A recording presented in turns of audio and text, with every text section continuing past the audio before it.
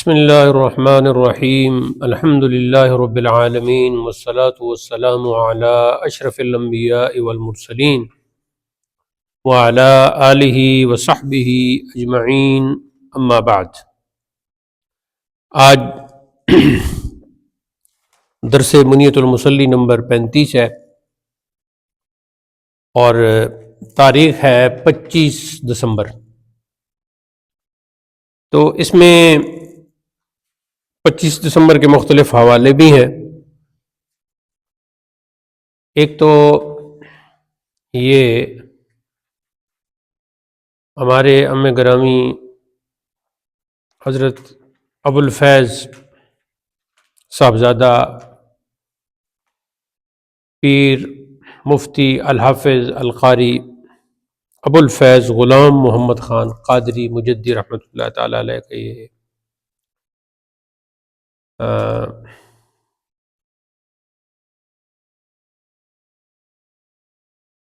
بھی حوالہ بن رہا ہے، اور برادر گرامی حضرت استاذ العلماء شیخ الحدیث و تفسیر پیر مفتی ابو الفضل محمد خان رضوی رحمۃ اللہ تعالی علیہ کا بھی یوم وصال بن رہا ہے۔ اچھا، اس میں ان کا جو ہے وہ 25-26 کی درمیانی شب ہے، یعنی 25 کا دن گزر گیا تھا۔ تو علاوہ ازیں جتنے بھی، اور پھر اب جو ہے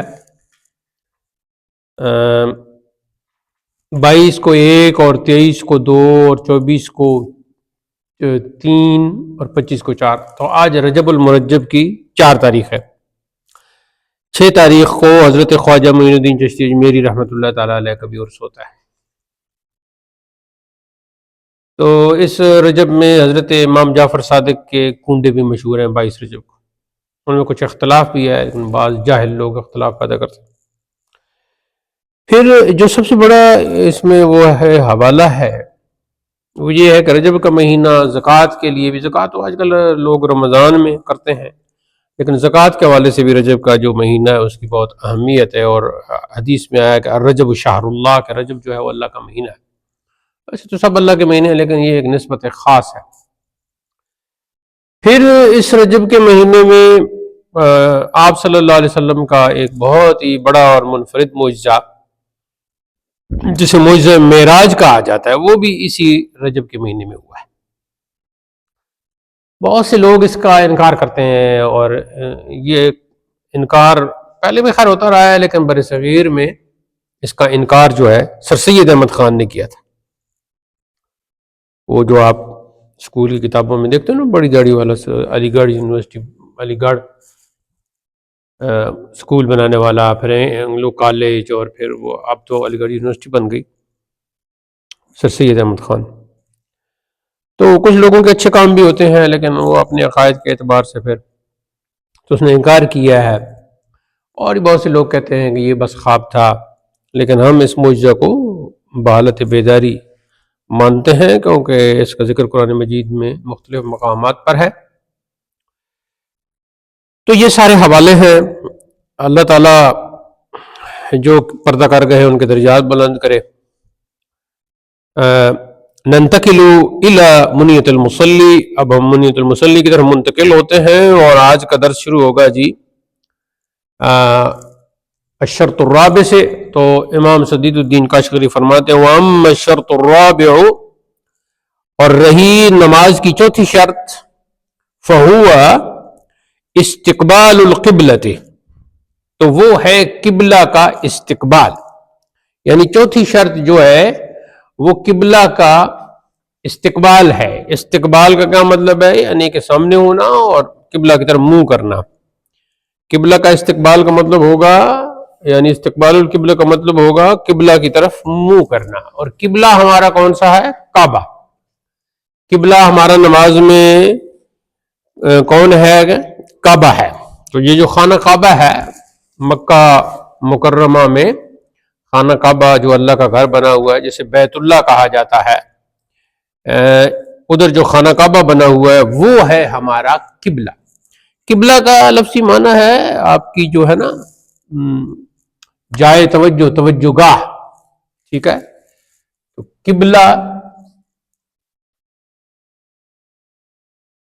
قبلتن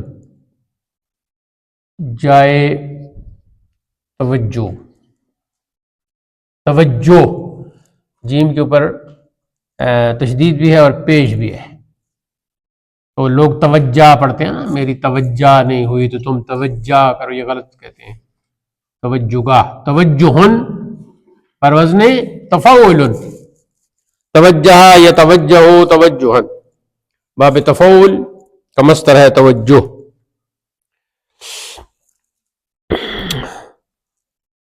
فمن کان بحضرۃ الکعبۃ،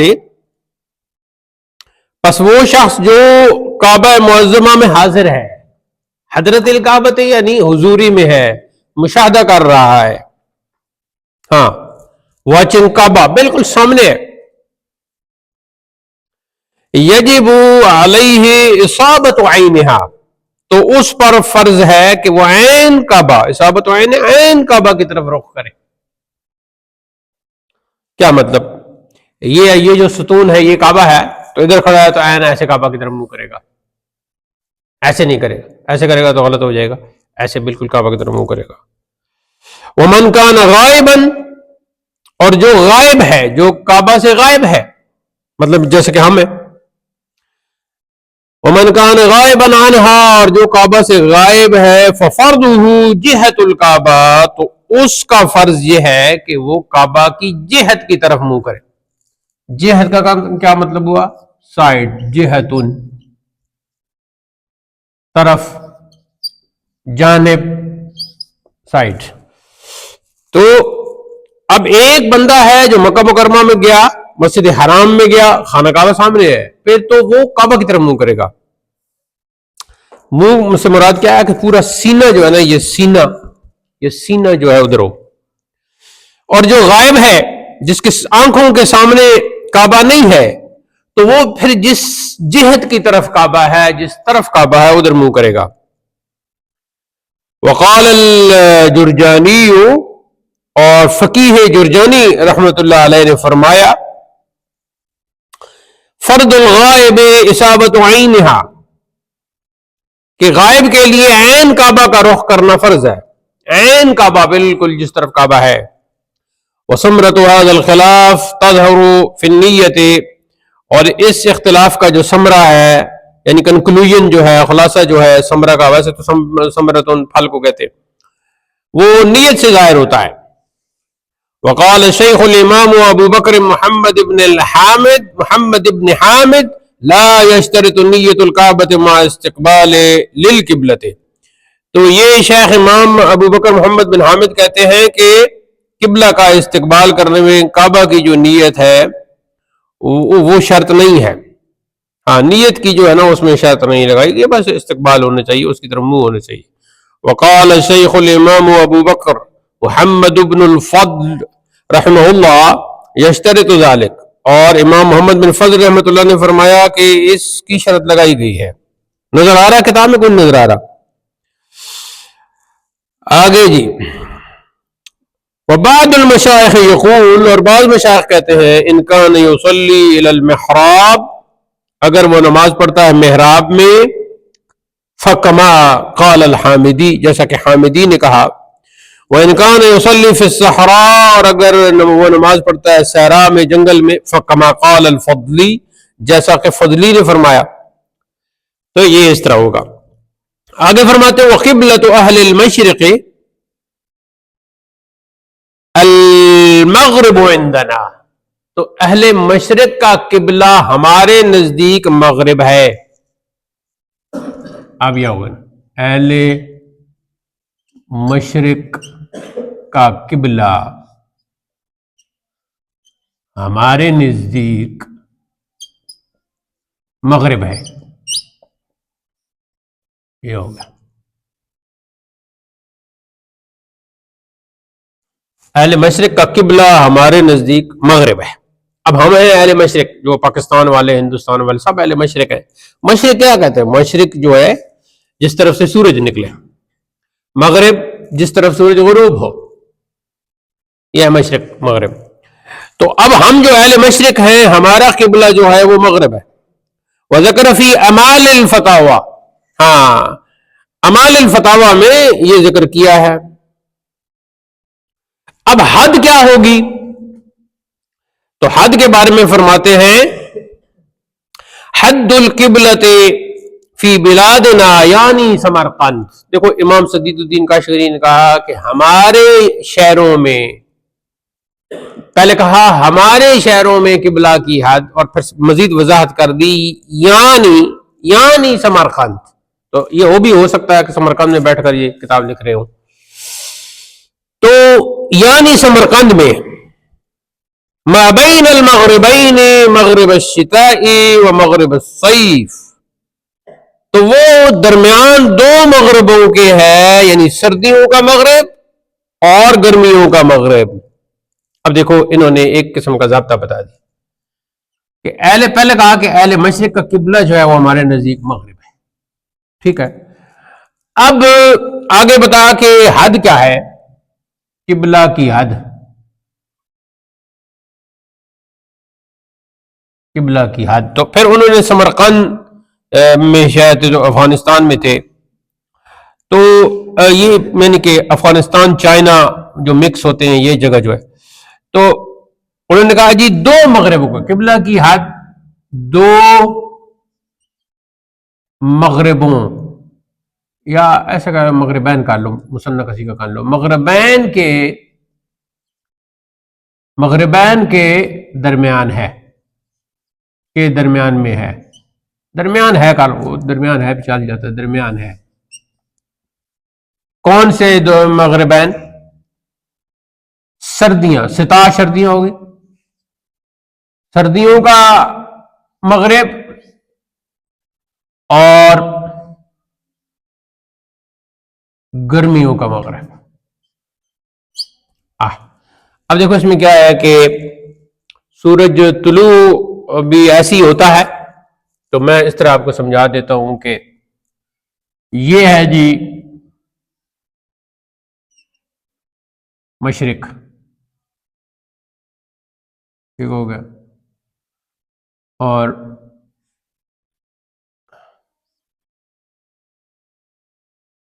یہ ہو گیا مغرب. پتہ چل گئی دونوں سائڈ. اس وقت ہم ہیں تو ادھر یہ پیچھے ہمارا سارا یہ سارا مشرق ہے اور ادھر مغرب ہے، تو بالکل میں نے اسی طرح ہی بنا دیا مغرب اور مشرق. اب سردیوں میں مشرق کی طرف جب سورج نکلتا ہے تو یہاں سے نکلتا ہے، ٹھیک ہے، اور یہاں غروب ہوتا ہے. اور گرمیوں میں جب مشرق سے سورج نکلتا ہے تو یہاں سے نکلتا ہے اور یہاں غروب ہوتا ہے. یہاں تک بات سمجھ آ گئی ہے؟ تمہیں بات سمجھ آئی کوئی نہیں آئی؟ پاس ہونا ہے یا فیل ہونا ہے؟ بس اچھا دیکھو یہ کیا ہوا کہ ادھر کوئی بڑی چیز کا بھی آپ اندازہ لگا لیا کرو. مثلا اگر آپ ادھر ہو نا، ادھر مثلا مینار سے آپ ادھر ہو، سڑک پر ہو، تو پھر مینار کو آپ سامنے رکھو. جب میں تو مینار کو سامنے رکھتا ہوں، یا کوئی آپ کے گھر کے پاس ٹاور ہے تو اس کو سامنے رکھ لو، جو بھی کوئی بڑی بلڈنگ ہے اس کو سامنے رکھ لو. تو سردیوں میں سورج یہاں سے نکلا یہاں غروب ہوا، اور گرمیوں میں یہاں سے نکلا یہاں غروب ہوا. کیا مطلب یہ ہے کہ اتنا فاصلہ ہو جاتا ہے جگہ کا، اور غروب میں بھی یہ فاصلہ ہو جاتا ہے. تو سردیوں میں نکلا تھا یہاں سے تو یہ بن گیا مشرق، گرمیوں میں نکلا یہاں سے تو یہ بن گیا مشرق. تو یہ بھی مشرق وہ بھی مشرق، تو اسے کہتے ہیں مشرقین، دو مشرق. اور غروب ادھر ہوا اور ادھر بھی ہوا تو یہ بھی مغرب یہ بھی مغرب، تو یہ بن گیا مغربین. اب آگے سمجھ. تو قبلہ کی حد کیا ہے؟ مغربین کے درمیان ہے، سردیوں کا مغرب اور گرمیوں کا مغرب. تو یوں سمجھ لو کہ ایسے کر کہ یہ سردیوں میں یہاں سے نکلا سورج اور گرمیوں میں یہاں سے نکلا، فرض کرو. تو یہاں سے لے کر یہاں تک پھر اسی طرح ادھر غروب ہوا گرمیوں میں اور سردیوں میں ادھر غروب ہوا، تو وہ یہ درمیان میں جتنا فاصلہ ہے نا یہ سارا ہی آپ قبلہ سمجھ لو، یہ قبلہ کی حد ہے. سمجھ آگے کوئی نہیں آئی؟ ہاں آگے کہتے ہیں فَإِن تَوَجَّهَ إِلَىٰ جِهَةٍ، ہاں شتاء سردیاں، شتاء موسم سرما، شتاء موسم سرما، صیف موسم گرما. یہ چھوٹا کون بیٹھا ہوا ہے تمہارے ساتھ؟ یہ کون ہے بھائی؟ یہ تمہارا کزن ہے. تمہیں سورہ قریش آتی ہے؟ کون سی سورت آتی؟ تم کون سی کلاس میں؟ 6 میں پہنچ کر بھی سورت قریش نہیں آتی؟ لیلاف قریش نہیں آتی؟ یہ آتی ہے؟ ذرا پڑھو، اعوذ باللہ کرو شروع.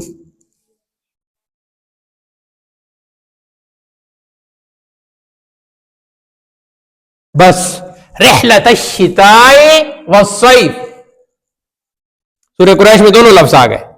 تو شتاء کہتے ہیں سردیوں کو، موسم سرما، اور صیف موسم گرما. فَإِن تَوَجَّهَ إِلَىٰ جِهَةٍ خَارِجَةٍ مِّنْ حَدِّ الْمَغْرِبَيْنِ لَا يَصِحُّ، اور اگر وہ اس نے توجہ کی یعنی متوجہ ہوا ایسی جہت کی طرف جو خارجتن نکلی ہوئی تھی، من حد المغربین مغربین کی حد سے، لا یصح تو پھر اس کی نماز صحیح نہیں ہوگی. فرض کرو مغربین کی حد تھی اس کونے سے لے کر ادھر محراب تک، ٹھیک ہے. اب دیکھو یہ ایسے کھڑا ہوا ہے، ٹھیک ہو گیا، ایسے کھڑا ہوا ہے، ٹھیک ہو گیا. لیکن اگر ایسے کھڑا ہوا ہے تو پھر وہ حد سے نکل گیا، مغربین کی حد سے نکل گیا، تو پھر اس کی نماز درست نہیں ہوگی. وَإِن كَانَ مَرِيضًا، اور اگر مریض ہے، بیمار ہے، لا يقدر معه على التوجه الى القبلة، کہ اس بیماری کی وجہ سے وہ اس پر قادر نہیں ہے کہ قبلہ کی طرف مکمل طور پر متوجہ ہو. وَلَيْسَ مَعَهُ أَحَدٌ يُوَجِّهُ، اور اس کے پاس کوئی ایسا یا اس کے ساتھ کوئی ایسا آدمی بھی نہیں ہے کہ جو اس کو متوجہ کرے. ایک بندہ ہے، اس کے اندر کوئی بیماری اور ایسے کھڑا ایسے ہو جاتا ہے، ایسے ہو جاتا ہے. پھر اس کو کوئی ساتھ کوئی دوسرا اس کا دوست کھڑا ہوتا ہے، یا کوئی باپ بیٹا کھڑا ہے یا بھائی کھڑا ہے، تو اس کو ایسے پکڑ کے پھر ایسے کرتا ہے، ٹھیک ہو گیا. تو پھر یہ تو ہو گیا. لیکن اگر ایسا بندہ بھی کوئی نہیں ہے، او کان صحیحا، یا کوئی بیماری بھی نہیں، کوئی وجہ بھی نہیں، بالکل ٹھیک ہے، تندرست ہے، یخاف من عدو، خوف کرتا ہے دشمن کا، اس کو اندیشہ ہے کسی دشمن کا، او سبع، یا کسی درندہ کا، ٹھیک ہے. اسے پتا ہے کہ میری حد تو یہ ہے قبلہ کی، اگر میں یہاں ایسا کروں گا تو میں قبلہ سے ہٹ جاؤں گا. لیکن وہ ادھر سے کوئی شیر ہے یا کوئی دشمن آ رہا ہے تو اس کو دیکھنے کے لیے بھی اس کو پھر ایسے ہی کرنا پڑتا ہے. جب ادھر اس کا سینہ یہاں تک پہنچتا ہے تو تب اسے وہ درندہ یا اس کا دشمن انسان نظر آتا ہے. اگر ادھر جہت رکھے قبلہ کی طرف تو ایسے گردن موڑ کے بھی وہ دیکھ بھی نہیں سکتا، تو پھر اسے ایسے کرنا پڑتا ہے، سینہ پھیرنا پڑتا ہے اپنے دشمن کو دیکھنے کے لیے، جیسے کہ فوجی ہو گیا یا درندہ کو دیکھنے کے لیے. تو پھر کوئی نہیں، پھر جو ہے یصلی الی ای جہۃ قدرہ، دیکھو آگے کیا عبارت ہے. تو پھر نماز پڑھے کسی بھی سائیڈ پہ جس پر قادر ہے. ہاں تو جس جہت پر پھر قدرت رکھتا ہے اسی جہت پر ادا کرے گا. تو مطلب یہ ہے کہ وہ بھائی ایسے اتنا سینہ ادھر تک ہو گیا. دیکھو بات گردن کی نہیں ہو رہی، اگر تم تھوڑی سی تمہاری گردن ایسے ہو جاتی ہے نا، ایسے ہو تم، ایسے ہو نماز میں، اور گردن تمہاری تھوڑی سی ایسے ہو جاتی ہے تو پھر تم ٹھیک ہو. سینہ اگر پھر گیا پھر بات خراب ہوگی. وَقَذَا إِذَا صَلَّى الْفَرِيضَةَ بِالْعُذْرِ عَلَى الدَّابَةِ أَوِ النَّافِلَةِ بِغَيْرِ عُذْرٍ فَلَهُ أَن يُصَلِّيَ إِلَىٰ أَيِّ جِهَةٍ تَوَجَّهَ، اور اسی طرح اگر فرض نماز پڑھی بالعذر، عذر کے سبب سے، علی الدابۃ چوپائے پر، اپنی سواری پر گدے پر تھا، بیل پر تھا، اونٹ پر تھا، گھوڑے پر تھا، ہاتھی پر تھا، کسی بھی سواری پر تھا، تو کوئی وجہ تھی کہ نیچے نہیں اتر سکتا تھا، تو پھر سواری پر ہی نماز پڑھی. تو اب سواری جو ہے اس نے شروع تو ایسے کیا نا گدے کو، تو گدھا درمیان میں ایسے ہو گیا. اب ظاہر ہے یہ گدھے کے اوپر جو دوسرا گدھا ہے وہ بھی تو ادھر ہی ہوگا نا، تو وہ ادھر ہو گیا. ٹھیک ہے، حمار علی الحمار، عربی تعبیر یہ ہوگی. بعض ایسے بھی ہوتے ہیں چبل قسم کی بندوں کی بات کروں، اور جو ایک بندہ ٹھیک ہے اس کی تو بات ہی اور ہے. تو ظاہر ہے پھر وہ ادھر ہو گیا تو کوئی بات نہیں. یا نفل نماز ہے بغیر عذر کے پڑھی، تو پھر اس کے لیے فَلَهُ يُصَلِّي إِلَىٰ أَيِّ جِهَةٍ، تو پھر اس کے لیے جائز ہے کہ وہ جس چیز چاہے متوجہ ہو جائے تو اس کی نماز ہو جائے گی. اگلا مسئلہ جو ہے ان اشتبہت علیہ القبلۃ، اور اگر اس پر قبلہ مشتبہ یا مشتبہ یا مشتبہ ہو گیا، اشتباہ ہو گیا، اشتباہ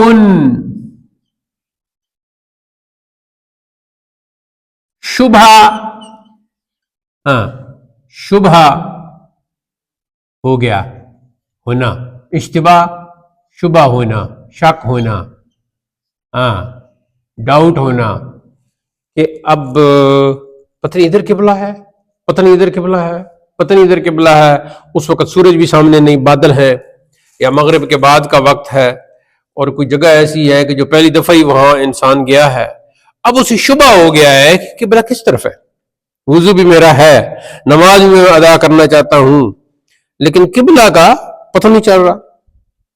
اچھا، جو استاد ہوتا ہے نا، جو پیر و مرشد ہوتا ہے، تو استاد شاگرد کے لیے اس کی توجہ گاہ ہے، پیر و مرشد مرید کے لیے اس کی توجہ گاہ ہے، والد اپنی اولاد کے لیے توجہ گاہ ہے.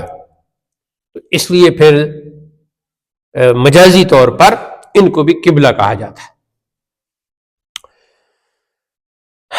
وَلَيْسَ بِحَضْرَتِهِ مَنْ يَسْأَلُهُ عَنْهَا، اور اس کے پاس کوئی ایسا حاضر بھی نہیں ہے، کوئی موجود بھی نہیں ہے. حضرتن یعنی موجود ہونا. تو یہ پھر بڑے بزرگوں کے ساتھ بھی حضرت لگا دیتے ہیں نا، حضرتن موجود ہونا، موجودگی.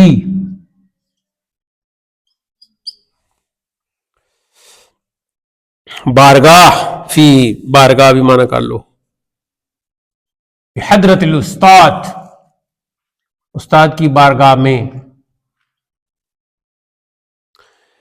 اب اس کے پاس کوئی ایسے شخص بھی نہیں ہے کہ جس سے من یسألہ عنہا، جس سے یہ قبلہ کے بارے میں پوچھ لے کہ جناب قبلہ کدھر ہے قبلہ. تو ایسے بھی نہیں، تو پھر کیا کرے؟ پھر اس نے اجتہاد کیا، کوشش کی. اجتہاد کا لفظی معنی ہے کوشش کرنا. وتحرى، اور غور و فکر کیا. تحرى یا تحری، تحرى یا تحری، تحریا، غور و فکر کرنا. اب اس نے اتحاد کیا، یعنی کچھ تحری کی، یعنی کہ غور و فکر کیا. تو اب کہتے ہیں اگر نہ ہو تو کیا کرے؟ اتحاد کرے. کیونکہ یہ جملہ چل رہا ہے نا مستقبل کے معنی کے اعتبار سے، تو پھر یہاں فعل ماضی بمعنی مستقبل ہے. یا آپ علم نحو میں پڑھو گے نا کہ فعل ماضی بمعنی مستقبل بھی ہو جاتا ہے جب اس طرح مستقبل کی بات چل رہی ہے، اس میں آئے یا فعل ماضی سے پہلے لگ جائے اذا.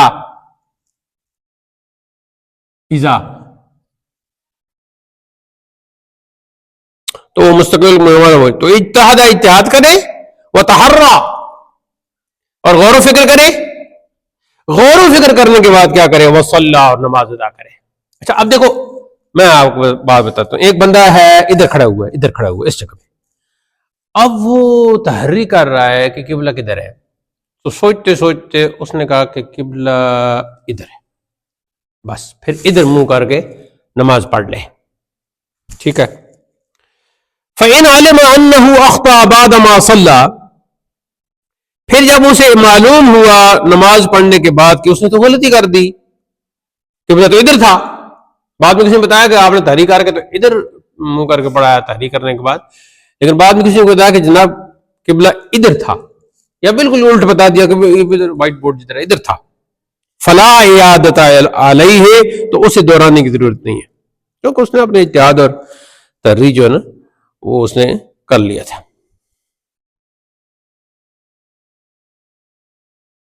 اس طرح آپ صلی اللہ علیہ وسلم نے ایک موقع پر سکھایا بھی ہے۔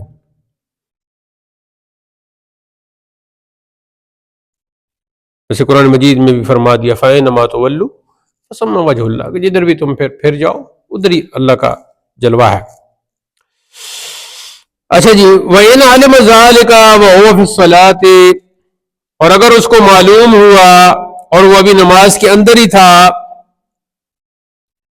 استدار الی القبلۃ، تو پھر جائے قبلہ کی طرف، استدارہ یستدیر پھرنا لکھ لو، وَبَنَا عَلَيْهَا، اور اسی پر بنا کرے، ہاں اسی نماز میں بنا کرے، ہاں مطلب یہ ہے کہ تھوڑی سی پہلے پڑھ لی تھی تو اس کے بعد پتہ چلا تو پھر دوسری طرف منہ کر لیا تو اسی کو جاری رکھے۔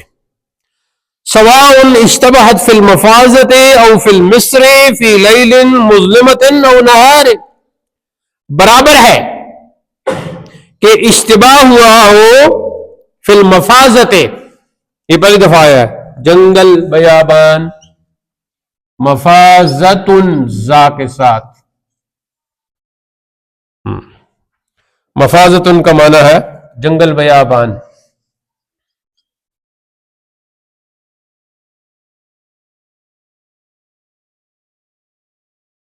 او فی مصر، یا شہر میں، سٹی ایریا، مصر سے مراد یہاں کیا ہے؟ سٹی ایریا ہے، وہ مصر نہیں ہے ایجپٹ کہتے ہیں جس کو، وہ مصر نہیں، کنٹری جو ہے جہاں بڑے بڑے وہ بنے ہوئی ہیں، جن کے سامنے ابو الہول ہے، وہ 3 بنے ہوئی ہیں، اہرام مصر کہتے ہیں جنوں نے بنائے ہیں۔ فی لیل المظلمت، یا تاریکی رات میں ہے، او نہار، یا دن میں ہے۔ دیکھو نہار جو ہے نا، نہار یہ نون کے اوپر زبر پڑا کرو، اچھا لوگ کہتے ہیں نہاری، نہاری، اس طرح وہ کرتے رہتے ہیں، نہار۔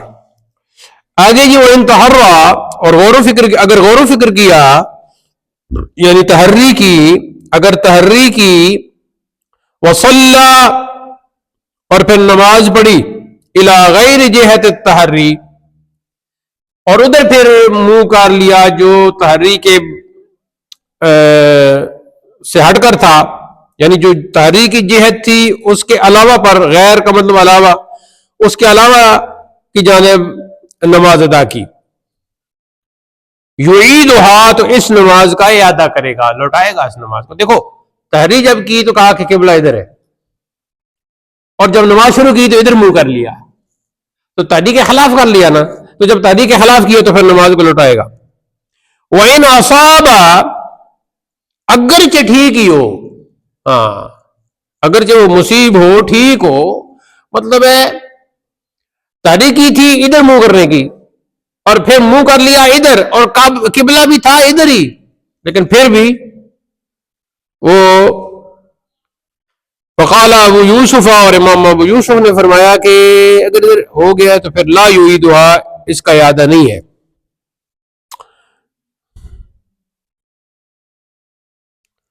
ہاں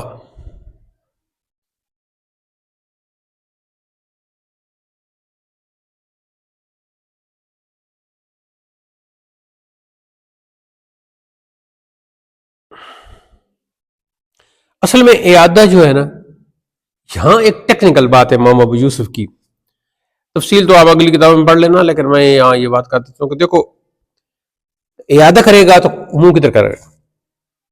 اعادہ کا مطلب تو پھر یعنی پھر ادھر ہی منہ کرے گا، تو جب پھر ادھر ہی منہ کرے گا تو فائدہ کیا؟ یہ ہے اصل میں پوائنٹ امام ابو یوسف کا۔ سمجھ آئیے بات؟ کوئی نہیں آئی؟ تحری کی، بولو تحری، ہاں تحری کا مطلب غور و فکر کرنا، تحری کی کہ قبلہ ادھر ہے، ٹھیک ہوگا؟ تھوڑی دیر کے بعد جب نماز شروع کی تو منہ ادھر کر لیا، اب اور ادھر تھا بھی ادھر ہی قبلہ، تو تحری کے خلاف اس نے کیا، تو اب یہ کہتے ہیں کہ اگر اسے پتہ چل گیا تو لوٹائے.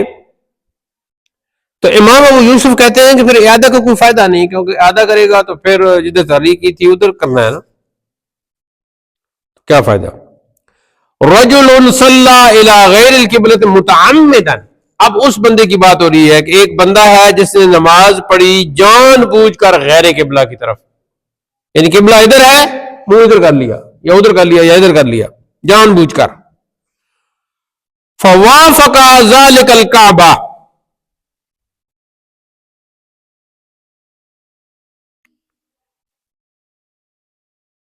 تو وہ کعبہ شریف کی بالکل موافقت ہو گئی. ہاں جان بوجھ کر اس نے دوسری جانب کی لیکن ادھر موافق ہوگی، کعبہ ادھر تھا.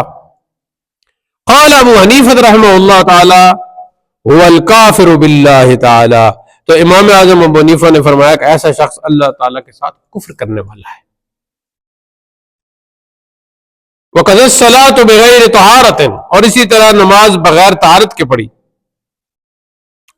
وقد الصلاۃ فی الثوب النجس، اور اسی طرح اگر ناپاک کپڑے میں پڑھی تو ان سب میں وہ گویا کفر کر رہا ہے. والمختار یکفر فی الصلاۃ، اور مختار مذہب یہ ہے کہ نماز بغیر طہارت میں کفر کا حکم صادر ہوگا. ولا یکفر فی الصلاۃ فی الثوب النجس او الی غیر القبلۃ کذا ذکرہ فی اکثر الفتاوی. لیکن اگر کوئی بغیر مطلب مختار مذہب یہ ہے کہ اگر بغیر طہارت کے کسی نے جان بوجھ کر نماز پڑھی تو وہ اس کا حکم تو کفر کا ہوگا. لیکن اگر نجس کپڑے میں ناپاک کپڑے میں نماز پڑھی جان بوجھ کر یا جان بوجھ کر قبلہ سے ہٹ کر کسی اور طرف منہ کیا تو وہاں کفر کا حکم نہیں ہوگا. قضا ذکرہ فی اکثر الفتاوی، اکثر فتاوی میں یہ ذکر کیا گیا کہ اسے کافر تو نہیں کہا جائے گا، لیکن ظاہر گناہگار تو وہ تو بڑا اعلیٰ درجے کا گناہگار تو ہوگا نا. ولو اشتبہت علیہ القبلۃ ولم يتحرى ولم يتحرى، اب یا جو ہے نا لام آنے کی وجہ سے ختم ہو جائے گی. ولم يتحرى یہ فعل جہد کہتے ہیں اس کو. فشرع وصلى لا يجوز، اگر اس کو اشتباہ ہو گیا قبلے میں. اب حضرت وہ غالباً حضرت امام حسین میر انیس جو ہے نا، میر انیس نے مرثیے کہے ہیں بہت زیادہ اردو میں، میر ببر علی انیس اور یہ میر مرزا دبیر، انہوں نے مرثیے کافی لکھے.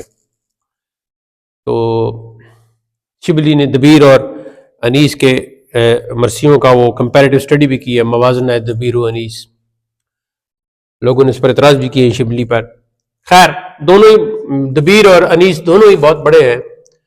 تو اب سیاہ امامہ ہے، سفید چہرہ ہے، تو اس طرح جو سامنے ہے حضرت امام، تو وہاں ایک مصرع کہا مرزا انیس نے کہ کعبے کا حاجیوں کو ہوا اشتباہ تھا. کعبے کا حاجیوں کو ہوا اشتباہ تھا، کہ حاجیوں کو کعبے کا اشتباہ ہو رہا تھا کہ کعبہ وہ ہے یا یہ ہے کعبہ. ایک بات خوبصورت یہ مصرع کہا ہے، یہ اشتباہ کا لفظ بھی آ گیا. ولو اشتبہت علیہ القبلۃ، اور اگر اس پر قبلہ مشتبہ ہو گیا، مشتبہ ہو گیا، مشتبہ اسم فاعل، مشتبہ اسم مفعول، دونوں سے استعمال کر سکتے ہو، یعنی اشتباہ ہو گیا. ولم يتحرى، اور اس نے کوئی تحریر نہیں کی. فشرع، اور نماز شروع کر دی، شرع یشرع شروع کرنا. وصلى، اور نماز پڑھ لی. لا يجوز، تو یہ جائز نہیں ہے. بھئی جب اشتباہ ہو گیا تھا تو قاعدہ ہے کہ جب اشتباہ ہو جائے تو کیا کرنی ہے؟ تحریک کی نہیں اور نماز شروع کر دی، تو پھر یہ نہیں ہے. اس کے بعد یہ ہے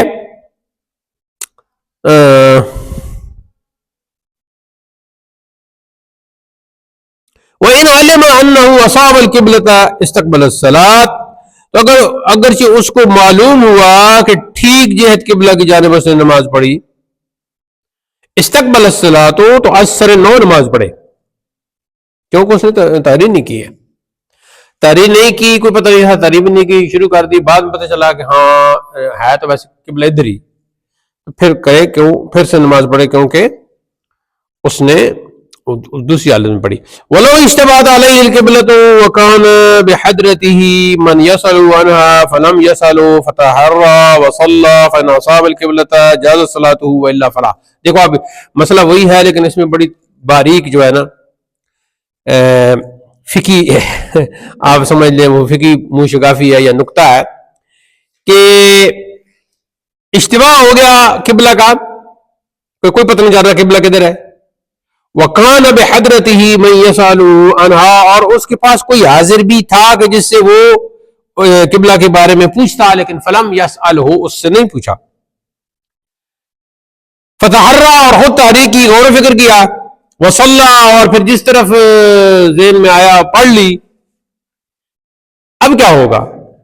اب یہ دیکھنا ہوگا کہ تحریک کے بعد جس طرف اس نے منہ کیا کیا ادھر قبلہ ہے یا نہیں. فَإِنْ أَصَابَ الْقِبْلَةَ، تو اگر ٹھیک نکل آیا اسی یعنی جہت قبلہ ٹھیک نکل آئی، جاز صلاتہ، تو اس کی نماز جائز ہے. وَإِلَّا فَلَا، ورنہ نہیں. کوئی سمجھو اس مسئلے کو؟ کوئی نہیں سمجھے؟ ابھی سمجھو؟ کوئی نہیں سمجھے؟ تمہیں نہیں سمجھ آئی؟ تمہیں سمجھ آ گئی ہے؟ واہ، تمہیں سمجھ آ گئی ہے. تمہارا نام پھر مجھے بھول گیا ہے، منہ سے کہا کرو. سمجھ آ گئی ہے؟ پھر سارے لا رہے ہو؟ نہیں، ہاں سے منہ سے کہنا چاہیے. چھٹان کی زبان ہے، ہلاؤ کلو کا جو ہے نا یہ سر نہ ہلاؤ.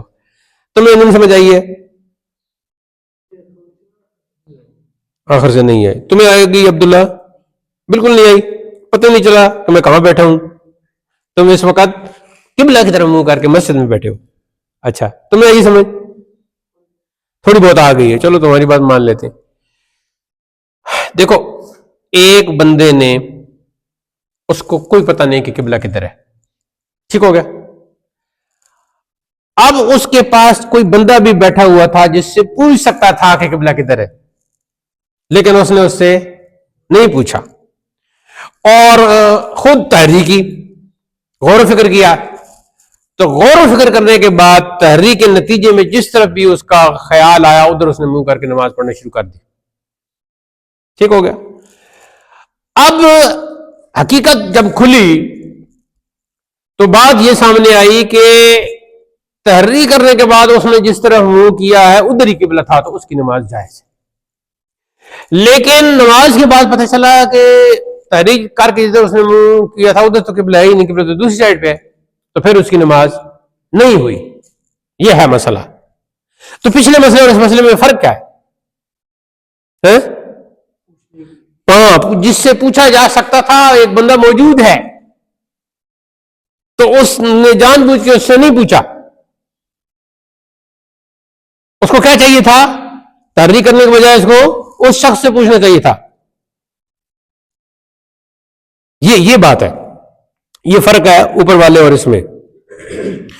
آگے فرماتے ہیں وَقَذَا الْعَامَى، اور اسی طرح اندھا. عامہ کس کو کہتے ہیں؟ اندھے کو. عامہ جو ہے نا دو قسم کے ہوتے ہیں. ایک اندھا وہ ہوتا ہے حقیقی کہ جس کی آنکھوں سے اسے نظر نہ آ رہا ہو، اور ایک وہ عامہ ہوتا ہے جس کا دل اندھا ہو، آنکھوں سے تو نظر آ رہا ہو لیکن دل اندھا ہو، دل کی آنکھیں اندھی ہو. تو قرآن مجید میں دونوں کا ذکر آیا. وَقَذَا الْعَامَى، اور اسی طرح اندھا. وَلَوْ سَأَلَ، اگر اس نے پوچھا، فَلَمْ يُخْبِرْهُ، تو کسی نے اس کو نہیں بتایا، حَتَّى تَحَرَّى، یہاں تک کہ اس نے پھر تحریک کی، وَصَلَّى، اور نماز ادا کی، ثُمَّ أَخْبَرَهُ، پھر اس کو بتایا، لا يعيد ما صلى، تو وہ اپنی جو اس نے نماز پڑھی ہے اس کا اعادہ نہیں کرے گا. وَلَوْ شَكَّ، اور اگر اس نے جہت قبلہ میں شک کیا، فَتَحَرَّى، اور تحریک کی، وَصَلَّى رَكَعَةً، اور پڑھی ایک رکعت، إِلَى جِهَةٍ، ایک جہت کی طرف، ثُمَّ شَكَّ، پھر اسے شک پڑ گیا، وَتَحَرَّى، اور پھر تحریک کی، وَصَلَّى إِلَيْهَا رَكَعَةً، تو نماز اس ایک جہت کی طرف ایک رکعت پڑھی، ثم وثم، تو ایسے کرتا رہا، حتی انہو، یہاں تک کہ اس نے لو صلی 4 رکعات الی 4 جہات، تو 4 رکعتوں والی نماز تھی، تو چاروں رکعتیں اس نے چاروں طرف منہ کر کے الگ الگ پڑھی. جازت الی 4 جہات جازا، تو اس کے لیے اس کی نماز جو ہے وہ جائز ہے قضا فی الفتاوی الخاقانیہ، جس طرح کے فتاوی خاقانیہ میں ہے. کیوں؟ اس لیے کہ اس نے تحریک کی قبلہ ادھر ہے تو ایک رکعت ادھر پڑی، پھر خیال اس کو کوئی آیا کہ نہیں میرا حال ادھر ہے، دوسری رکعت پھر ادھر منہ کر لیا، پھر جب 2 رکعتیں پڑھ کے اٹھا تو اس نے کہا کہ نہیں قبلہ تو ادھر ہے، تو تیسری ادھر منہ کر کے پڑھ لی، پھر کہا کہ میرے خیال میں ادھر ہے، چوتھی ادھر منہ کر کے پڑھ لی اور نماز ہو گئی ختم. ٹھیک ہے، زور کی تھی یا عصر کی تھی یا عشاء کی تھی تو ختم ہو گئی، 4 رکعتیں ختم ہو گئی. اب چونکہ ہر رکعت میں اشتباہ اس کا تھا اور اشتباہ کے بعد شرعی حکم اس پر کیا تھا کہ وہ تحریک کرے، تو تحریک شرعی حکم کے مطابق اس نے تحریک کی، اور تحریک میں یہی تھا کہ تحریک کرے. تحریک کی تو ایک رکعت میں تحریک، تو پھر تحریک، تو پھر تحریک، تو پھر تحریک، لہذا اس کا جو عمل ہے وہ غیر شرعی نہ ہوا بلکہ شرعی ہوا، شریعت کے حکم کے عین مطابق ہوا. اب ظاہر ہے چاروں میں سے ایک جانب ہے نا، قبلہ کی تو ایک جانب ہے، لیکن اس نے چاروں ہی بس وہ کر لیا تو فتاوی خاقانیہ کے مطابق اس کی نماز ہو گئی. وذکر فی اعمال الفتاوی، اور اعمال الفتاوی جو ہے کتاب، اس میں ہے ان علم ان قبلتہ الکعبہ، اگر وہ جان گیا، معلوم ہو گیا اس کو کہ اس کا قبلہ کعبہ ہے، ولم ینوہا، اور ولم ینوہا وقت شروع، اور شروع کے وقت اس نے کعبہ کی پھر نیت نہیں کی تھی، جازا، تو اس کے لیے جائز ہے نماز پڑھنا. وفی الخاقانیہ، اور فتاوی خاقانیہ میں ہے ان نوا ان قبلتہ معراب مسجدہ لا يجوز لانه علامت وليس بقبلۃ، اور اگر اس نے نیت کی کہ میرا جو قبلہ ہے وہ تو ہے یہ جو مسجد کا محراب ہے، میرا قبلہ جو ہے مسجد کا محراب ہے، اس نیت سے اگر اس نے نماز پڑھی تو اس کی نماز جائز نہیں ہوگی، اس لیے کہ لأنه علامت، یہ محراب تو علامت ہے، وَلَيْسَ بِقِبْلَةٍ، یہ قبلہ نہیں ہے. یہ جو مسجد کا محراب ہے یہ تو علامت ہے قبلہ کی، قبلہ تو نہیں نا، قبلہ تو وہ ہے. اچھا، وَلَوْ حَوَّلَ صَدْرَهُ عَنِ الْقِبْلَةِ، حَوَّلَ يُحَوِّلُ، پھیرنا، حَوَّلَ يُحَوِّلُ، پھیرنا. دیکھو اب ہم قبلہ کی طرف منہ کرتے ہیں تو ایسے کھڑے ہوتے ہیں، تو یہ ہے ہمارا صدر. صدر کس کو کہتے ہیں؟ سینہ کو لکھ لو، صدر سینہ. تو یہ ہے ہمارا سینہ. اب اس نے سینہ پھیرا، ایسے سینہ پھیر لیا، دیکھو نا پاؤں ادھر ہی ہیں لیکن ایسے سینہ پھیر لیا. وَلَوْ حَوَّلَ صَدْرَهُ عَنِ الْقِبْلَةِ، اور اگر اپنے سینہ کو پھیر لیا قبلہ سے، بغیر عذر، بغیر کسی عذر کے، فسدت صلاته، تو فاسد ہو گئی اس کی نماز. اب یہاں ایک سوال پیدا ہوتا تھا، میں اس کا جواب پہلے بھی دے چکا ہوں کہ دیکھو اس نے تحویل، حول یحول تحویلا، تحویل صدر تو یہ ہے، دیکھو سینہ پھر گیا، لیکن اب سینہ ادھر ہے اور صرف تحویل وجہ کرتا ہے ایسے. ٹھیک ہے جی، ادھر سے کوئی یہ نماز ادا کر رہا تھا تو ادھر سے کوئی بندہ آئے گا، میرے موبائل تیرے کو لے، اس نے ایسے کیا ٹھیک ہے، تو چہرہ پھر گیا، منہ سے کچھ نماز ادا کر رہا ہے لیکن چہرہ تھوڑا سا پھر گیا. آج کل کے ایسی ہم جیسے نمازی ایسی ہیں. وَلَوْ حَوَّلَ وَجْهَهُ عَلَيْهِ، اور اگر اپنے چہرے کو پھیر دیا، أَن يَسْتَقْبِلَ الْقِبْلَةَ مِنْ سَاعَتِهِ، تو اس پر واجب ہے کہ پھر اسی وقت قبلہ کی طرف کر. اگر ایسے کیا، کوئی بات یاد آئی، کوئی ایسا کچھ ہوا تو اسے بھول ہی گیا کہ میں نماز میں ہوں، تو تھوڑا سا ایسے چہرہ کر لیا، پھر ایک دم یاد آیا میں تو نماز میں ہوں، تو فوراً ایسے کر لے، تو پھر کیا ہوگا؟ وَلَا تُفْسِدُ، تو پھر اس کی نماز فاسد نہیں ہوگی. وَلَكِنْ يَكْرَهُ، لیکن ایسا کرنا مکروہ ہے، کہ منہ دوسری سائڈ پہ ایسے کرنا یہ مکروہ ہے. کوئی بہت کوئی ضروری کوئی وجہ ہو، کوئی خطرہ ہو، بھائی ادھر سے کوئی دشمن آ رہا ہے، تو پھر ظاہر ہے تھوڑا بہت دیکھ سکتا ہے. وَلَوْ ظَنَّ أَنَّهُ أَحْدَثَ فَتَحَوَّلَ عَنِ الْقِبْلَةِ، اور اگر اس نے گمان کیا کہ وہ تو محدث ہو گیا یعنی بے وضو ہو گیا ہے، فَتَحَوَّلَ عَنِ الْقِبْلَةِ، تو پھر قبلہ سے پھر گیا. ثُمَّ عَلِمَ، پھر وہ اسے معلوم ہوا، أَنَّهُ لَمْ يَحْدُث، کہ اس کا تو وضو نہیں ٹوٹا، قبل ان یخرج من المسجد، مسجد سے نکلنے سے پہلے، لا تفسد صلاته، تو اس کی نماز فاسد نہ ہوگی. وہ پھر وہ ایسے پاؤں کو زیادہ اٹھایا ایسے رگڑ کے تو اسی طرح پوری کر لے. وَإِنْ عَلِمَ بَعْدَ الْخُرُوجِ تَفْسُدُ صَلَاتُهُ، تو اگر اس کو معلوم ہوا کہ میرے تو وضو تھا لیکن اس وقت یہ جو جوتیوں کی جگہ ہے وہاں تک مسجد سے بالکل نکل چکا تھا، مسجد سے نکلنے کا مطلب ہے مسجد کی حد سے نکلنا، تو مسجد کی حد سے نکل کر جہاں جوتیاں پڑی وہاں پہنچ چکا تھا، وہاں سے معلوم ہوا کہ نہیں میرے تو وضو ہے، پھر نماز اس کی فاسد ہو جائے گی، ختم ہو گیا سلسلہ۔ تو یہ تھی جی ہماری الشرط الرابع فهو استقبال القبلة، ننتقل الى الشرط الخامس فهو الوقت، اب ہم منتقل ہوتے ہیں پانچویں شرط کی طرف، اور وہ ہے جی وقت۔ پانچویں شرط کیا ہے؟ وقت۔ ہاں، پہلی شرط جو تھی کیا تھی؟ وہ طہارت، اور پھر اس میں پھر دوسری شرط کیا تھی؟ کوئی پتہ نہیں ہے؟ پھر تیسری شرط کیا تھی؟ ہاں، اور چوتھی شرط جو ہے وہ ہے جی استقبال القبلہ، اور نماز کی پانچویں شرط ہے جی وقت۔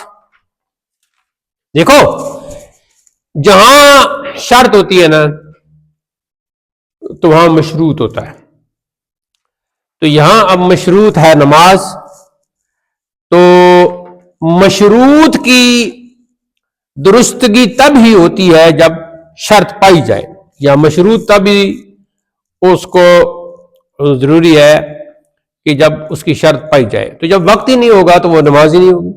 دیکھو نا، اب آپ کہتے ہو کہ میں نے وضو کیا ہوا ہے، میں باوضو ہوں، نمبر ایک، میں مسجد میں بھی ہوں، نمبر دو، میرے پاس وقت بھی ہے، نمبر تین، میں تندرست بھی ہوں، نمبر چار، چلو زہر کی نماز پڑھتے ہیں، ٹھیک ہے۔ اب یہ ارادہ کس نے کیا؟ انجم نے ارادہ کیا، لیکن وہاں بیٹھا ہوا تھا ساتھ اس کے عبداللہ، اس نے کہا ساری باتیں تمہارے اندر موجود ہیں لیکن زور کی جو شرط وقت ہے نا وہ ابھی شرط پوری نہیں ہوئی۔ کیا ادھر تقریباً کیا لکھا ہوا ہے؟ یہ 12:08، ہاں، تو 12:08 پر زور کا وقت شروع ہوگا، تو اب ساری چیزیں مکمل ہونے کے باوجود تم زور کی نماز ادا نہیں کر سکتے۔ ہاں، وَأَمَّا الشَّرْطُ الْخَامِسُ، اور رہی پانچویں شرط، فَهُوَ الْوَقْتُ، تو وہ وقت ہے۔ پانچویں شرط کیا ہے؟ وقت ہے۔ آپ کی کتاب میں کیسے شروع ہوا ہے؟ اول وقت الفجر،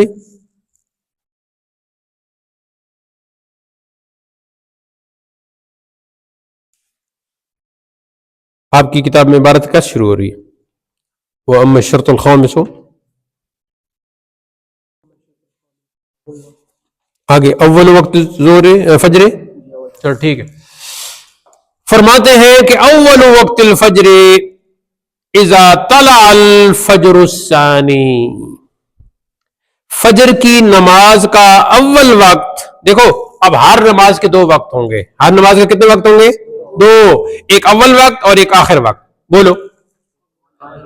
ہاں، اب فجر کا جو اول وقت ہے جب فجر ثانی طلوع ہو جائے، جب فجر ثانی طلوع ہو جائے تو یہ فجر اول کا وقت ہے۔ دیکھو کیسے جملہ ہے، اور وہ کیا ہے؟ سوال پیدا ہوتا ہے کہ فجر ثانی کیا ہے؟ وَهُوَ الْبَيَاضُ الْمُسْتَطِيرُ فِي الْأُفُقِ، تو وہ سفید روشنی ہے جو افق میں پھیلتی ہے۔ افق کا آسمان کے کنارے، افق، افق، افقن، آسمان کے کنارے، یہ سارا افق ہے۔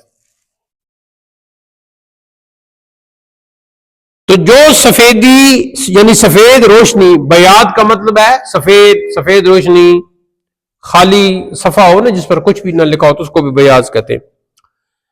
تو ایک بیاضی قرآن بھی ہوتا ہے کہ اوپر قرآن پاک ہے، نیچے ترجمہ کے لیے جگہ خالی ہوتی ہے۔ اچھا، آگے جا کے وہ بھی لے لینا، پھر ساتھ ساتھ بندہ اپنا لکھتا رہتا ہے۔ مستطیر کا کیا مطلب ہے؟ پھیلی ہوئی، فی الافق، آسمانی کناروں میں، فبدروء الکاذب وهو البیاض المصطفى، اور فجر کا کاذب طلوع، فجر کاذب طلوع ہونے سے، کاذب کا لفظ معنی جھوٹے ہونے تو صبح کاذب کہتے ہیں۔ وهو البیاض المستطیل، اور وہ سفیدی ہے لمبی، المستطیل لمبی. ٹھیک ہو گیا.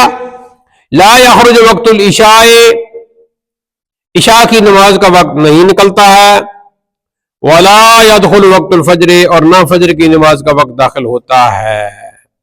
دیکھو اس میں اب جو ہے نا فجر ثانی تو وہ حقیقی صبح ہے، تو یہاں آپ کر لو جی صبح کاذب. ٹھیک ہو گیا. اور صبح صادق. دیکھو نا، کاذب جھوٹی اور صادق سچی. کیسے فرق پتہ چلے گا؟ تو انہوں نے فرمایا کہ بیاض یعنی سفیدی اگر افق میں مستطیل ہو تو یہ صبح کاذب ہے، اور اگر بیاض یعنی سفیدی افق میں ہر طرف پھیلی ہو تو یہ صبح صادق ہے. کوئی فرق پتہ چلا ہے مسلمانوں کو؟ نہیں، تمہیں کوئی پتہ نہیں چلا. اب جو صبح صادق ہے نا، یہ فجر کا اول وقت ہے. تو لکھو نماز فجر کا اول وقت صبح صادق طلوع ہونا ہے. نماز فجر کا اول وقت صبح صادق طلوع ہونا ہے. صبح صادق ہو گئی تو یہ اول وقت ہے نماز فجر کا. اب میں آپ کو مزید سمجھا دیتا ہوں اگر آپ کو نہیں سمجھ آئی. دیکھو سورج کس طرف سے طلوع ہوتا ہے؟ مغرب سے یا مشرق سے؟ مشرق سے. اب مشرق کی طرف دیکھو صبح کے وقت، آپ نے مشرق کی طرف دیکھا تو افق سے یعنی آسمانی کنارے سے ایسے اوپر کی جانب آپ کو روشنی نظر آ رہی ہے، تو یہ ہے صبح کاذب. اور تھوڑی دیر بعد آپ نے دیکھا تو سارے ایسے گول ہر طرف آپ کو روشنی نظر آ رہی ہے، ہر طرف نیچے سے روشنی اٹھتی ہوئی نظر آ رہی ہے، تو یہ کیا ہے؟ صبح صادق. اب فرق چل گیا. تو وہ مستطیل ہے اور یہ مستدیر ہے. مستطیل کا کیا مطلب ہے کہ وہ صرف ایک ہی جانب پر اوپر ہے، اور مستدیر کا مطلب یہ ہے کہ افق میں ہر طرف پھیلی ہوئی ہے. استدار یستدیر، پھیلنا، پھیلا ہوا ہونا، یعنی دائرہ بنانا. آگے ہے جی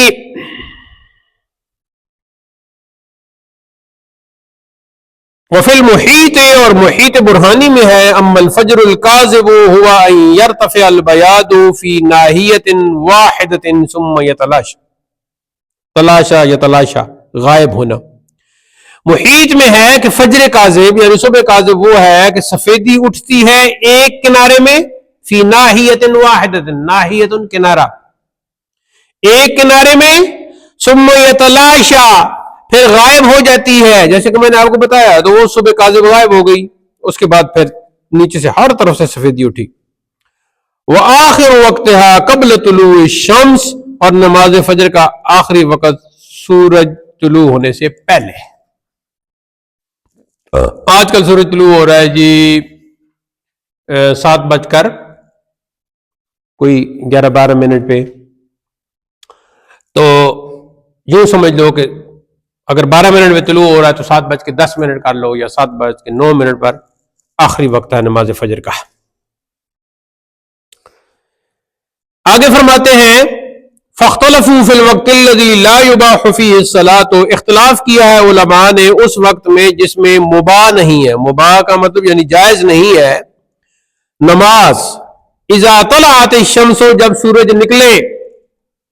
قال ابو بکر محمد بن الفضل، امام ابو بکر بن فضل رحمۃ اللہ نے فرمایا ما دام الانسان یقدر علی النظر الی قرص الشمس فهي فی الطلوع لا یباح فیہ الصلاۃ، کہ جب تک انسان، مادام جب تک جب تک انسان قادر ہو سورج قرص شمس، سورج کی ٹکیا کی طرف دیکھنے پر قادر ہو، ادھر سے سورج نکل رہا ہے اور آپ سورج کی جو ٹکیا ہے، قرص ہے، ٹکیا ہے، ادھر آپ دیکھ رہے ہو، اس ٹکیا کی طرف دیکھ سک رہے ہو اور آپ کی آنکھوں کو کچھ بھی نہیں ہو رہا، تو فہیہ فی الطلوع، تو وہ یہ طلوع کے حکم میں ہے. لا یباح فیہ الصلاۃ، تو اس میں نماز جائز نہیں ہے، اس سے پہلے ہی پڑھنا. فَإِذَا عَجَزَ عَنِ النَّظَرِ یباح الصلاۃ فیہ، اور جب وہ عاجز ہو جائے نظر جمانے پر تو پھر اس میں نماز جائز ہے. پھر اگر کوئی رہ گئی ہے تو وہ پڑھ سکتا ہے، یا اشراق نفل پڑھنے تو پھر وہ پڑھ سکتا ہے. لیکن جب تک سورج اوپر اٹھ رہا ہے اور آپ سورج کی ٹکیا دیکھ پا رہے ہو تو اس ٹائم پہ کوئی اشراق کی نماز نہیں پڑھ سکتے آپ، یا کوئی فجر کی قضا بھی نہیں پڑھ سکتے. لیکن جب اٹھ گیا ہے، صحیح طلوع ہو گیا اور اب آپ اس کی طرف نہیں دیکھ سکتے، تو پھر اگر فجر کی نماز نہیں پڑھی ہوئی تو وہ بھی قضا کر لو، اور نماز اشراق پڑھنی ہے تو وہ بھی پڑھ لو نفل، یا وضو کیا ہے تو جو نفل تحیۃ الوضو پڑھنا ہے تو وہ کر لو، یا کوئی منت مانی ہوئی تھی کوئی نوافل کی تو وہ پڑھ لو. 2 رکعت نماز نفل میں پڑھتا ہوں تاکہ میرا حافظہ جو ہے وہ قوی ہو جائے، زبردست ہو جائے، اور مجھے منیت المصلی بھی آخری 10 صورتوں کی طرح یاد ہو جائے. بعض لوگوں کو آخری 10 صورتیں بھی میری طرح نہیں آتی ہیں. تو ہمارے حضرت تو فرماتے تھے، ایک بندہ یہاں آیا، اس نے کہا جی میں حافظ ہوں، تو حضرت نے فرمایا کہ پورا قرآن حفظ ہے؟ تو کہتے نہیں جی پتہ نہیں اس نے پہلا پارا کہا یا آخری پارا کہا، تو وہ مجھے یاد ہے. تو انوائی کو قرآن بھی یاد ہے. تو وہ تو پورے پارے کا اس نے ذکر کیا. آج کل لوگ جو ہے نا 10 صورتیں بھی ٹھیک نہیں آتی اور اپنے آپ کو حافظ کہلانا شروع کر دیتے ہیں. اللہ ہی معاف کرے. بس ایک آدھ مسئلہ پڑھ لیا تو آج کل لوگ اپنے آپ کو مفتی کہلواتے ہیں. تجوید کا پتہ کوئی نہیں، اور قاری صاحب کہہ رہے ہیں سارے. ہاں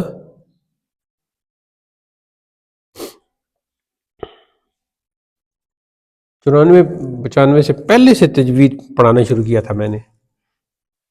اب دیکھو اب کیا ہے، اب 2026 شروع ہونے والا. ہمیں پتہ ہے کون قاری ہے کون قاری نہیں ہے.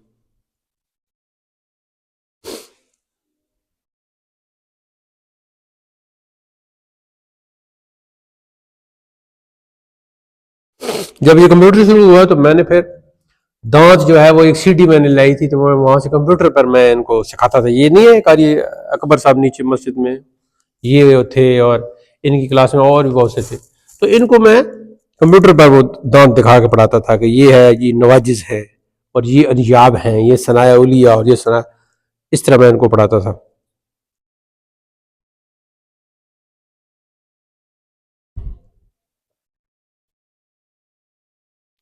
تو دیوبندی اور اہل حدیث اور شیعہ وغیرہ جو ضاد کو زواد پڑھتے ہیں نا، وہ ان کو میں نے کمپیوٹر پر دانت دکھا کر ان کو سمجھایا تھا کہ جو اس حرف کو ٹھیک طور پہ ادا نہیں کر سکتا وہ زواد پڑھتا ہے. فارسی اور پنجابی اور اردو بولنے والوں کا لہجہ اور ہے، عربیوں کا لہجہ اور ہے. دیکھو یہاں کسی کا نام عامر ہو تو عربی کا لفظ ہے، لیکن اس کو کوئی نہیں کہتا عامر کیا حال، کوئی ایسے کہتا ہے؟ نہ استاد کہتا ہے نہ گھر والے کہتے ہیں عامر دروازہ کھولو، عامر ادھر آؤ، ایسے کو کرتا ہے؟ لیکن عرب کا جو لہجہ ہے وہاں عین ہے، وہاں حل کے درمیان سے اس کو ٹھیک طریقے سے نکالنا پڑے گا. ایھا العامر، این عامر. لیکن یہاں آپ ایسے نہیں کہہ سکتے. تو لہجے کے ایک ایک چیز میں نے ان کو سمجھائی تھی. 4 علم جو جانتا ہے اسے قاری کہتے ہیں. اچھا جی خیر آگے چلتے ہیں. تو فرمایا کہ تو وفی کتاب محمد رحمہ اللہ، اور کتاب محمد میں ہے کہ اذا طلع الشمس قدر رمح اور رمحین یباح الصلاۃ فیہ، کہ جب طلوع ہو جائے سورج 1 نیزہ یا 2 نیزے. رمح نیزہ، رمح لکھ لو. اب یہاں مجھے لکھنا پڑتا ہے تو کافی دیر بھی لگ جاتی ہے، لیکن تم خود اس قابل بھی نہیں ہو، میں کیا کروں. رمح نیزہ، تو 1 نیزہ یا 2 نیزے. اب 1 نیزہ کیا ہے؟ 1 نیزے کو آپ 6 فٹ چلو سمجھ لو، 7 فٹ سمجھ لو، چلو ٹھیک ہے. بڑا نیزہ ہمارے حاجی صاحب چچا جو ہیں ان کے پاس تقریباً 7 فٹ کا تھا. تو 7 سے 7 14 کر لو. 14 فٹ اگر اونچا سورج ہو گیا تو پھر نماز پڑھنا جائز ہے، مباح ہے. مباح کا مطلب جائز ہے. وَإِلَّا فَلَا، ورنہ نہیں. تو نہ صبح کی نماز اگر آپ کی رہ گئی ہے تو وہ بھی نہیں آپ قضا کر سکتے اس ٹائم پر، اور اشراق بھی نہیں پڑھ سکتے. تو آج کل تو یہ ٹھیک ہے گھڑیاں بتا رہی ہیں لیکن آپ کو اصل وقت کا پتہ ہونا چاہیے. وقضا فی الخلاصہ، اور اسی طرح خلاصہ میں ہے، یعنی خلاصہ کتاب میں بھی اسی طرح ہو سکتا ہے یہ خلاصۃ الفتاوی ہو. وَأَوَّلُ وَقْتِ الظُّهْرِ بَعْدَ زَوَالِ الشَّمْسِ، اب فجر کی نماز کا جو وقت تھا وہ بتانے کے بعد مصنف بتا رہے ہیں جی زور کا وقت. تو زور کا اول وقت زوال شمس یعنی سورج کے زائل ہونے کے بعد ہے، یعنی سورج کے ڈھلنے کے بعد. دیکھو سورج ادھر سے نکلا بالکل سر کے اوپر آ گیا تو یہ تو ہو گیا ایک ایسا. اب سر کے اوپر سے جب ادھر ہی ہوا نا تو اسے کہتے ہیں ڈھلنا. تو زوال شمس یعنی ڈھلنے کے بعد ہے. اور وہ آخر وقت ہے، اور اس کا آخری وقت عند ابی حنیفہ رحمہ اللہ امام اعظم کے نزدیک اذا صار ظل كل شيء مثلیہ، جب ہو جائے ہر چیز کا سایہ دو مثل. دیکھو یہ زوال کے وقت کا، زوال کے وقت ایک چیز کا سایہ تھا اتنا، ٹھیک ہے. اب کہتے ہیں کہ دو مثل ہو جائے، تو دو مثل کا کیا مطلب ہوگا؟ ہاں اس کے دو مثل ہو جائے، یہ اتنا سایہ ہو جائے. تو یہ ہے امام اعظم ابو حنیفہ کے نزدیک. کب؟ مثل فے زوال، زوال کے وقت. فے ان سایہ لکھ لو، فے ان سایہ.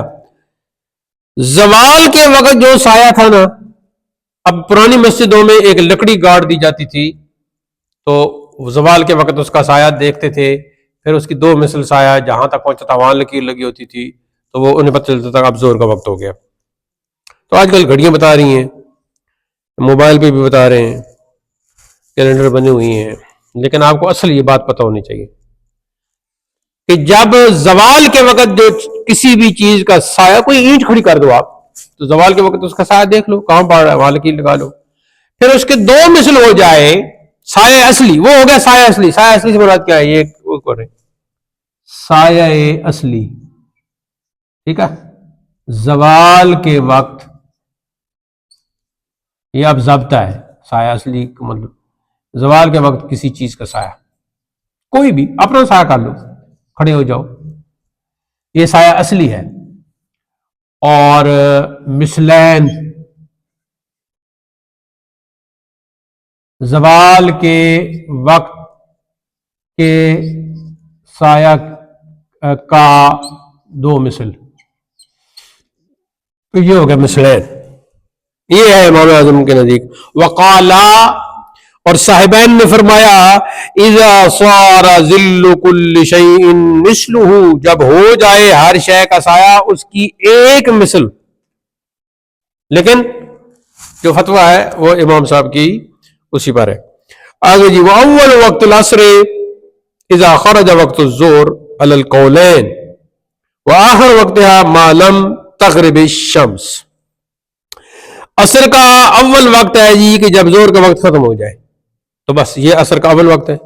اور آخر وقت اس کا ہے جی جب تک کہ سورج غروب نہ ہو. واول وقت المغرب اذا غربت الشمس، اور مغرب کا اول وقت جو ہے جب سورج غروب ہو جائے. وآخر وقتها ما لم يغب الشفق، اور آخر وقت اس کا ہے جب تک کہ شفق غائب نہ ہو. اب شفق کی تشریح ہوگی، شفق بولو، شفق، ہاں شفق صحیح انداز سے لکھ لو، یا نیچے آ جائے تو پھر میرے لکھنا مشکل ہو جاتا ہے. شفق کیا ہے؟ شفق کے بارے میں دو باتیں ہیں. شفق کی جو ڈیفینیشن ہے وہ یہ ہے، شفقن، پہلی ہے جی الف ہے بیاض. بیاض کا کیا مطلب ہے؟ سفیدی. اور با ہے جی حمرتن، بولو، سرخی.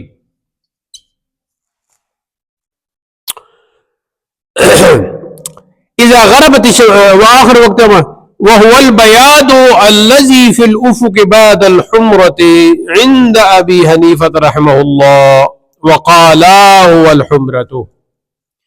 امام اعظم ابو حنیفہ فرماتے ہیں کہ سورج غروب ہوا تو کیا ہوتی ہے؟ سرخی. جب وہ سرخی ختم ہو جائے اور کناروں پر سفیدی آ جائے تو مغرب کا وقت ختم ہو گیا ہے. یہ ہے امام صاحب کا. اور صاحبین کہتے ہیں کہ وہی جو سرخی ہے نا، وہی سرخی شفق ہے. تو وہ سرخی ختم ہو گئی تو بس. اچھا جی، وهو البياض الذي في الافق بعد الحمرة عند ابي حنيفة وقال هو الحمرة. وہ آگے جی عشاء کا وقت. واول وقت العشاء اذا غاب الشفق على القولين. اور عشاء کا پہلا وقت کب ہے؟ جب شفق غائب ہو جائے، وہ سفیدی یا دیکھو نا، شفق غائب ہو جائے کا مطلب کیا ہوگا؟ امام اعظم کے نزدیک وہ سفیدی غائب ہو جائے، اندھیرا ہو جائے، نیچے سے افق میں اندھیرا پھیل جائے. اور صاحبین کے نزدیک جب سرخی ختم ہو جائے، صاحبین کے نزدیک جب سرخی ختم ہو جائے تو بس اس کے بعد عشاء شروع. اور امام اعظم کے نزدیک وہ سفیدی ختم ہو جائے اور پھر اندھیرا شروع ہو جائے تو عشاء شروع، پہلا وقت.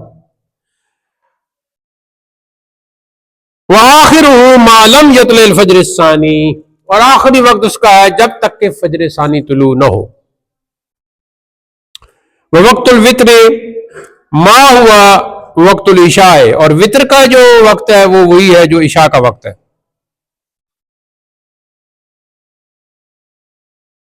اس کے بعد کیا ہے؟ الا انہ مامور بتقدیم العشاء. مگر نمازی معمور ہے، یعنی حکم دیا گیا ہے وطر کو مقدم کرنے پر عشاء پر. علیہ حتی لو ان رجلا صلی العشاء بثوب. اگر کسی نے عشاء کی نماز پڑھی ایک کپڑے کے ساتھ، ثم نزعہ، اور پھر اس کپڑے کو اتار دیا، یعنی اس لباس کو اتار، مثلا شلوار قمیض میں نماز پڑھی تو اس کو اتار دیا. وصلی الوتر بثوب آخر. اور جب وطر پڑھ رہا تھا تو کوئی ٹراؤزر پہن لیا یا کوئی پینٹ پہن لی. ثم ظہر، پھر پتہ چلا، اس پر ظاہر ہوا، ان ثوب الذی صلی العشاء، کہ جس کپڑے میں اس نے عشاء کی نماز پڑھی تھی، کان نجسا، وہ تو پلید تھا. یعید العشاء دون الوتر. تو عشاء کا اعادہ کرے گا، وطر کا اعادہ نہیں کرے گا. عند ابی حنیفہ، امام صاحب کے نزدیک، خلاف اللہما، برخلاف صاحبین کے.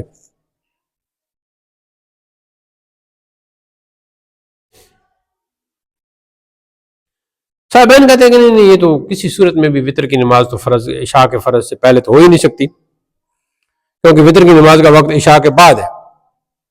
وہ وطر کو سنت کے درجے پر کرتے ہیں، تو جو 4 فرض ہے عشاء کے وہ تو فرض ہے، تو وہ بعد ہے، تو گویا اس کا وقت جو ہے اس کے پڑھنے کے بعد ہی ہے، اور یہی شرح میں لکھا ہوا ہے. آگے جی، وَيَسْتَحَبُّ فِي الْفَجْرِ. اب ایک اور یہ وقت بتانے کے بعد اب مستحب وقت کی بات ہوگی. اصلی وقت بتانے کے بعد مستحب اوقات کی بات ہوگی. تو یہ کتنے ہو گئے جناب؟ اس پہ آپ یوں کر لو کہ اصلی نماز کے الف یہ کر لو نماز کے اصلی اوقات، اور با کر لو جی مستحب اوقات. ہاں، وَيَسْتَحَبُّ فِي الْفَجْرِ الْإِسْفَارُ عِنْدَنَا. اور مستحب ہے ہمارے نزدیک فجر میں اسفار. اسفار کا مطلب ہے روشنی، روشن کر کے پڑھنا، سفیدی کر کے پڑھنا، اجالا کر کے پڑھنا. یعنی ہمارے نزدیک، یعنی احناف کے نزدیک، فجر کی نماز ذرا روشنی میں کر کے پڑھنا، اجالے میں کر کے پڑھنا مستحب ہے، یہ زیادہ پسند ہے. فی الازمنۃ کلھا، تمام زمانوں میں، کیا سردیاں کیا گرمیاں، دونوں میں نماز فجر کو ذرا سفید کر کے پڑھنا، اجالے میں پڑھنا، یہ مستحب ہے. الا یوم النحر بمزدلفہ.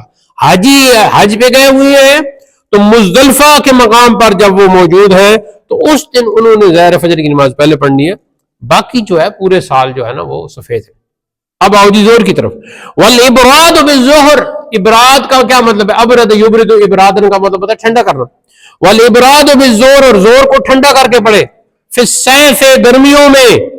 وتقدیمها فی الشتاء، اور جلدی پڑھے سردیوں میں. زور کی نماز گرمیوں میں کافی ٹھنڈی کر کے پڑھے اور سردیوں میں جلدی پڑھے، یہ مستحب ہے. وتاخیر العصر ما لم يتغیر الشمس. اور عصر کی تاخیر کرے جب تک کہ سورج کا رنگ تبدیل نہ ہو.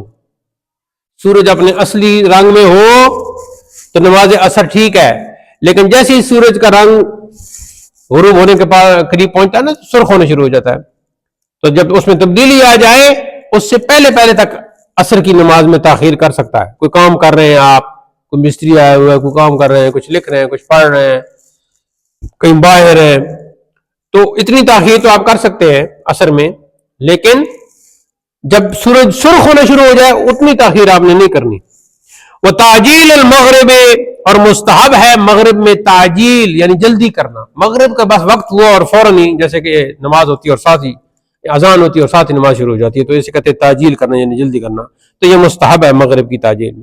کوئی وجہ ہو تو پھر ظاہر شفق غائب ہونے تک جو ہے مغرب کا وقت ہوتا ہے تو آپ کر سکتے ہیں. لیکن ویسے وہ تاخیر العشاء، اور مستحب اور پیارا عمل یہ ہے کہ نماز عشاء میں تاخیر کرے. ہمارا تو یہ ہے نا کہ ہمارا تو جیسے ہی مغرب کا وقت ختم ہوا اور عشاء کا جو اول وقت ہوتا ہے ہمارے پاکستان میں اذان شروع ہو جاتی ہے. لیکن مستحب کیا ہے کہ عشاء میں تاخیر کرے. تو اگر آپ اکیلے کہیں رہتے ہیں تو بے شک تاخیر سے پڑھیں عشاء کی نماز. اِلَى مَا قَبْلَ ثُلُثِ اللَّيْلِ مُسْتَحَبٌ، رات کے تہائی حصے تک، 3 حصے رات کے تک آپ اس کو تاخیر کرنا اس میں مستحب ہے. وَإِلَى مَا بَعْدَهُ إِلَى نِصْفِ اللَّيْلِ مُبَاحٌ، اور بالکل آدھی رات تک آپ اس کی تاخیر کرتے ہیں تو یہ مباح ہے، یعنی اس میں کوئی خرابی نہیں، جائز ہے. وَإِلَى مَا بَعْدَهُ إِلَى طُلُوعِ الْفَجْرِ مَكْرُوهٌ، تو اس کے بعد بہت تاخیر کرتے ہیں. کسی دن آپ عشاء کی نماز پڑھ رہے ہیں جی رات 2 بجے، کسی دن عشاء کی نماز پڑھ رہے ہیں رات 1 بجے، کسی دن عشاء کی نماز پڑھ رہے ہیں رات 3 بجے، تو یہ پھر مکروہ ہو جائے گا. اذا كان بغیر عذر، جب ہو بغیر کسی عذر کے، کوئی عذر ہو، کوئی مسئلہ ہو، تو وہ تو اگر کوئی بندہ بیمار تھا، شدید سر درد تھا، نماز ادا نہیں کر سکتا، تو پھر رات 1 بجے اس کا سر درد ٹھیک ہوگا تو ظاہر پھر 1 بجے ادا کرے گا. تو یہ تاخیر تو ہو گئی، لیکن یہ تاخیر عذر کی وجہ سے تھی، ایک بیماری کی وجہ سے تھی. کبھی کبھی سر پھٹتا ہے بندہ کو، میگرین جسے کہتے ہیں، وہ تو بہت ہی مجھے بہت زیادہ پہلے ہوتا تھا لیکن اب کنٹرول ہو گیا الحمدللہ. آگے جی، وَأَمَّا الْوِتْرُ إِنْ كَانَ لَا يَسِقُ بِالْانْتِبَاهِ أَوْتَرَ قَبْلَ النَّوْمِ، تو وتر جو ہے وہ تو ظاہر ہے اور اس سے پیچھے ہوتے ہیں. تو اگر جاگنے کا بھروسہ نہ ہو، اگر میں وتر کی نماز پڑھوں گا جی رات 2 بجے جاگوں گا اور پھر وتر پڑھ لوں، تو اگر تو بھروسہ ہے پھر تو ٹھیک ہے. وسع کا یسے کو اس میں بھروسہ ہونا. اور اگر بھروسہ نہیں ہے بالانتباہ، انتباہ کا کیا مطلب ہے؟ جاگنا. جاگنے کا اگر خبردار ہونے کا بھروسہ نہیں ہے تو پھر سونے سے پہلے وتر پڑھے. وَإِنْ كَانَ يَسِقُ بِالْانْتِبَاهِ فَتَأْخِيرُهُ إِلَىٰ آخِرِ اللَّيْلِ أَفْضَلُ، اور اگر جاگنے کا بھروسہ ہے تو پھر رات کے آخری حصے میں وتر پڑھے، یہ جو ہے بہت افضل ہے. وَإِذَا كَانَ، اب اگلا مسئلہ، وَإِذَا كَانَ يَوْمُ غَيْمٍ، غیم کہتے ہیں بادل کو، غیم بادل. اب دن ہے جی بادل کا، یہ ہر طرف بادل چھائے ہوئے ہیں. فالمستحب فی الفجر والظہر والمغرب تاخیرها، جس دن بادل چھائے ہوئے ہوں اس دن فجر کی نماز میں بھی تاخیر کرے، ذرا زور کی نماز میں بھی ذرا تاخیر کرے، اور مغرب کی نماز میں بھی تھوڑی سی تاخیر کرے. لیکن یہ بات وہاں ہے جہاں آپ کے پاس موبائل نہیں، گھڑی نہیں، کچھ پتہ ہی نہیں، وہاں آپ تاخیر کرو تاکہ جلدی نہ کر لو. تاخیر کرنے کا مطلب یہ ہے کہ کہیں ایسا نہ ہو کہ پہلے ہی پڑھ لو. لیکن جہاں کسی ایسی جگہ پہ ہے، شہر میں ہے، بے شک وہاں بادل ہو، وہاں ہر چیز موجود ہے، آپ کو پتہ ہے، تو اس میں لیکن تھوڑی بہت اگر تاخیر آپ کرتے ہیں تو یہ اچھا ہی ہوگا. آگے ہے جی، یعنی عدم التعجیل، یعنی کہ جلدی نہیں کرنی. وفی العصر والعشاء، اور عصر اور عشاء، ہاں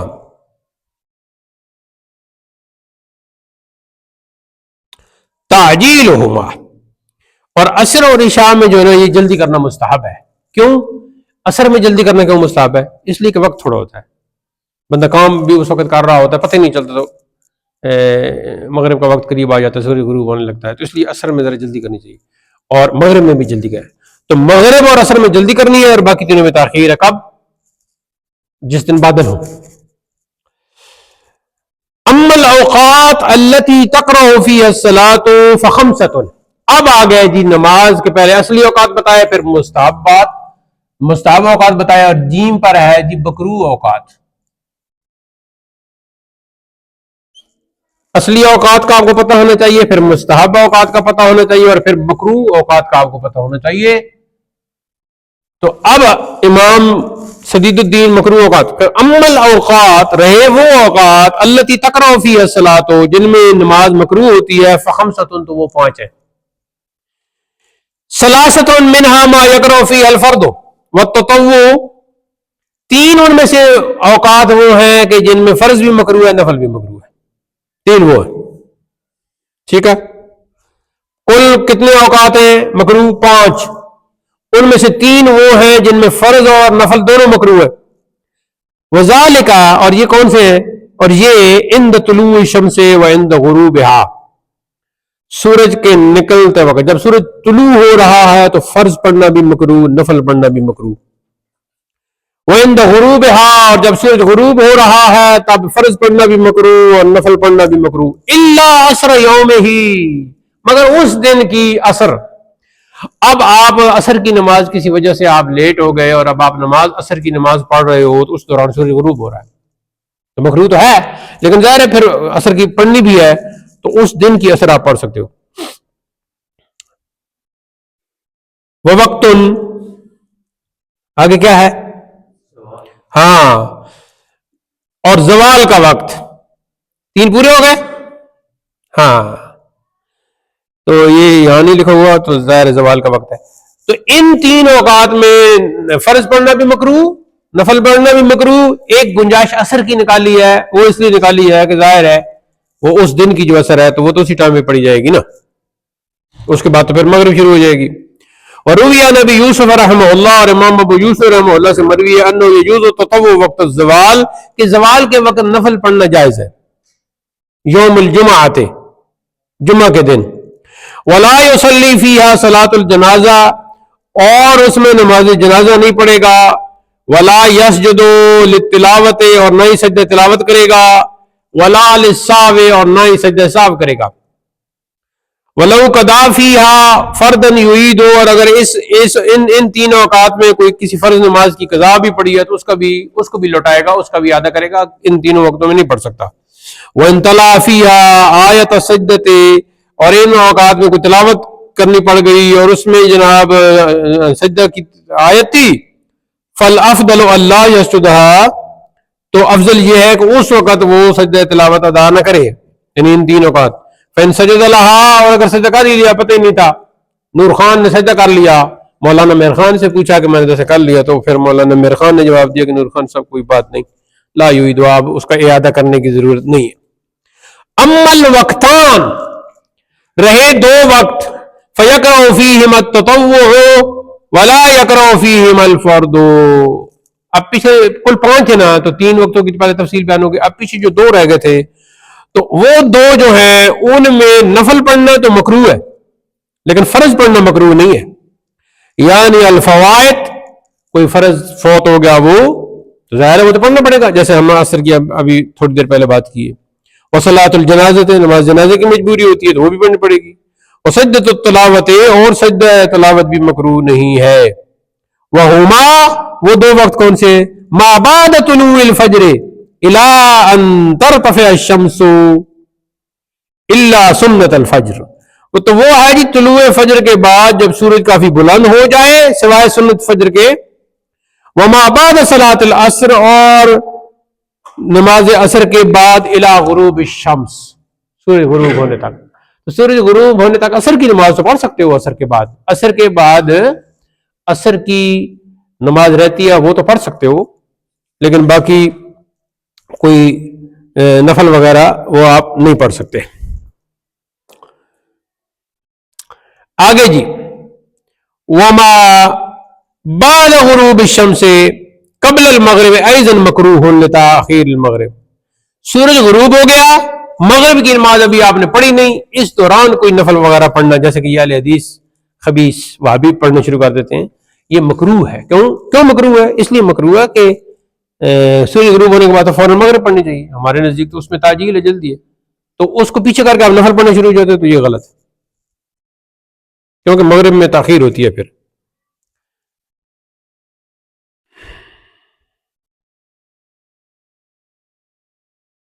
تھوڑا سا رہتا ہے یہ اس میں.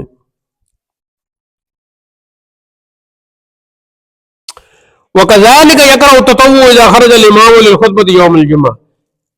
جو خطبہ جمعہ کے لیے امام اب نکل آیا ہے اور وہ خطبہ جمعہ شروع کرنے لگا ہے تو اس وقت بھی نفل یا سنت پڑھنا مکروہ ہے، تو وہ پھر بعد میں پڑھ لے. وَقَذَا عِنْدَ الْإِقَامَةِ، اور اقامت شروع ہو گئی تو اس وقت کوئی نفل یا سنت پڑھتا تو یہ بھی غلط ہے. یہاں یہ لوگ شروع کر دیتے ہیں کہ کوئی نہیں ایک رکعت رہ گئی، کوئی نہیں مل ویسے. فَإِنْ شَرَعَ ثُمَّ خَرَجَ الْإِمَامُ لَا يَقْطَعُهَا، تو اگر اس نے شروع کر ہی دیا نفل پڑھنا تو پھر امام نکلا تو پھر اس کو نہ توڑے. وَقَذَا قَبْلَ صَلَاةُ الْعِيدَيْنِ وَعِنْدَ خُطْبَةٍ، اسی طرح عیدین کی نماز سے پہلے کوئی نفل پڑھنا یہ بھی مکروہ ہے، اور خطبہ کے وقت کو شروع کر دینا یہ بھی مکروہ ہے. وَقَذَا عِنْدَ خُطْبَةِ الْكُسُوفِ وَالِاسْتِسْقَاءِ، نماز کسوف پڑھی جا رہی تھی اور نماز استسقاء پڑھی جا رہی تھی. نماز کسوف جو ہے وہ ہوتی ہے جب سورج گرین کا ہوتا ہے یا چاند گرین کی ہوتی ہے، اور اس کو خسوف دونوں کہہ دیتے ہیں. کبھی کسوف بول کر خسوف مراد لیتے ہیں، کبھی کسوف مراد لیتے ہیں، کبھی کسوف بول کر کسوف دونوں مراد لے لیتے ہیں، یعنی سورج گرین اور چاند گرین. استسقاء کا لفظی معنی پانی مانگنا، یعنی کہ نماز استسقاء جو ہے وہ بارش کے لیے جو نوافل پڑھے جاتے ہیں تو اس وقت بھی کوئی اور نفل پڑھنا اس طرح. وَلَوْ شَرَعَ فِي التَّطَوُّعِ فِي الْأَوْقَاتِ الثَّلَاثَةِ، اگر ان تین اوقات میں نماز نفل شروع کر دی تو افضل کیا ہے؟ فَالْأَفْضَلُ أَنْ يَقْطَعَهَا، تو افضل یہ ہے کہ بس توڑ دے ان کو. ثُمَّ يَقْضِيَ، بعد میں پھر قضا کر لے. وَلَوْ لَمْ يَقْطَعْ فَقَدْ أَسَاءَ وَلَا شَيْءَ عَلَيْهِ، اور اگر اس نے نہیں قطع کی اور پورے پڑھ ہی لیے تو اس نے یہ غلط کیا ہے، البتہ اس پر کسی قسم کا کوئی کفارہ نہیں ہے.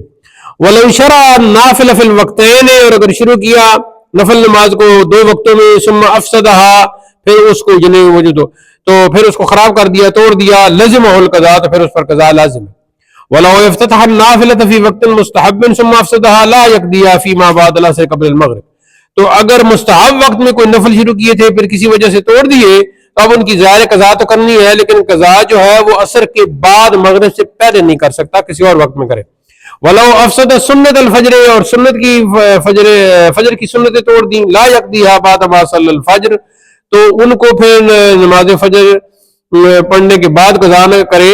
وکیل یقضیہا، اور بعضوں نے کہا سے قضا کر لے، لیکن وہ بعد میں سورج طلوع ہو جائے تو بعد میں کرتا رہے زور سے پہلے. وَلَوْ شَرَعَ فِي أَرْبَعِ رَكَعَاتٍ قَبْلَ طُلُوعِ الْفَجْرِ فَلَمَّا صَلَّى رَكَعَتَيْنِ طَلَعَ الْفَجْرُ ثُمَّ قَامَ وَصَلَّى رَكَعَتَيْنِ تَنُوبُ عَنْ رَكَعَتَيِ الْفَجْرِ عِنْدَهُمَا وَهُوَ إِحْدَى الرِّوَايَتَيْنِ عَنْ أَبِي حَنِيفَةَ رَحِمَهُ اللَّهُ.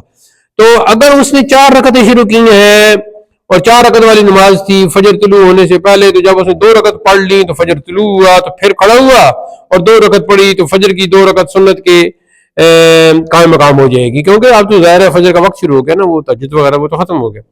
یہ ان دونوں کے نزدیک ہے. اور یہ دو روایتوں میں سے ایک روایت ہے جو امام اعظم ابو حنیفہ سے ہے. وذکر فی الذخیرۃ، اور ذخیرہ میں ذکر کیا گیا کہ ولو صلی رکعتین علی ظن، اگر 2 رکعتیں اس گمان پر پڑھی انہ لم یطلع الفجر، کہ ابھی فجر کا وقت، ابھی فجر طلوع نہیں ہوئی، ابھی فجر کا وقت شروع نہیں ہوا، تو تہجد بنا کے پڑھ رہا ہے. وقد تبین انه كان قد طلع الفجر، بعد میں پتہ چلا کہ اس وقت تو فجر کا وقت شروع ہو چکا تھا. فعند المتاخرین تجزئ عند رکعتي الفجر، تو متاخرین علماء کہتے ہیں کہ بس ٹھیک ہے، جب وقت شروع ہو چکا تھا تو وہ جو 2 رکعتیں اس نے تہجد بنا کے پڑھی ہیں وہ اس کی 2 سنتیں ہو گئیں جو فجر کے وقت پڑھی جاتی ہیں. وان شک، اور اگر اس کو شک تھا، لا تجزئ عند رکعت الفجر بالاتفاق، تو پھر بالاتفاق یہ ہے کہ وہ فجر کی سنتوں کے لیے کافی نہیں ہوگی، فجر کی سنتیں پھر الگ پڑے گا. واذا طلعت الشمس حتى ارتفعت قدر رمحين وقدر رمح تباح الصلاة، جب سورج طلوع ہو جائے اور 1 نیزہ یا 2 نیزے تک پہنچ جائے تو پھر نماز پڑھنا جائز ہو جاتا ہے، فجر کی اگر سنت رہی ہوئی ہے، فجر کی خود رہی ہوئی ہے، یا کوئی اشراق پڑھنا چاہتا ہے. وَإِذَا طَلَعَتِ الشَّمْسُ فِي خِلَالِ الْفَجْرِ، اور اگر سورج طلوع ہوا جی فجر کی نماز کے درمیان، یہ تو اپنی فجر کی نماز پڑھ رہا تھا، ٹھیک ہے جی، سورہ رحمان شروع کر رکھی تھی، تو پھر سورج نکلا اس دوران، خلال کا مطلب ہے درمیان، تفسد صلاۃ الفجر، تو پھر اس کی نماز فجر فاسد ہو گئی. وَلَوْ غَرَبَتِ الشَّمْسُ فِي خِلَالِ الْعَصْرِ لَا تَفْسُدُ، عصر کی نماز پڑھ رہا تھا اور اسی دوران سورج غروب ہو گیا تو عصر کی نماز فاسد نہیں ہوگی، کیونکہ وہاں اور بات ہے، یہاں اور بات ہے.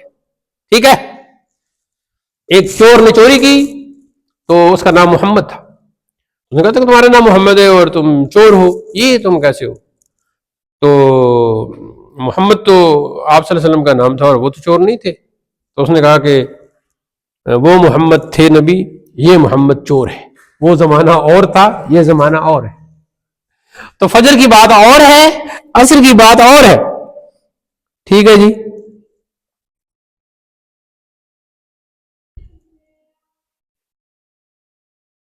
اس کے بعد آپ کی کتاب میں کیا ہے؟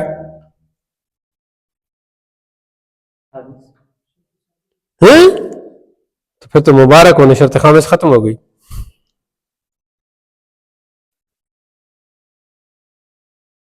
چھٹی شرط کیا ہے؟ آگے پڑھو ذرا. وَأَمَّا الشَّرْطُ السَّادِسُ، آگے کیا لکھا ہوا ہے؟ جیسی تمہاری نیت ہے ایسی تمہیں پڑھنا بھی نہیں آ رہا. کیا ہے؟ وَأَمَّا الشَّرْطُ السَّادِسُ النِّيَّةُ، چھٹی شرط جو ہے وہ نیت ہے، جو انشاءاللہ ہم پرسوں ہفتہ کے روز پڑھیں گے.